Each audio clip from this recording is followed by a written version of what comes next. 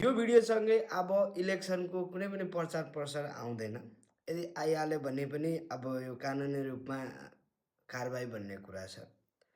आज 12 बजेपछि अब मौन बस्ने समय आएको छ। अब यो मौन बस्दाखेरि कसैले तपाईँको ध्यान भड्काउन आउँछ भने चुक्क लाएर बस्नुहोस्। तपाईँको माइन्डमा जे सेट भइसकेको छ त्यो कुरा गर्नुहोस्।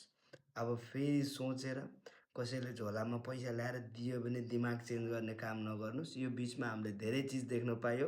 कतै मान्छे जेरी बनाए, उखु बोके, झाडु लगाए, भाँडा माझे, कतै मान्छेले आलुको माला लगाए, कतै कोही 40 वर्षका जेनजी भए, कोही के गर्दा गर्दै चुनावको क्याम्पेन सकियो।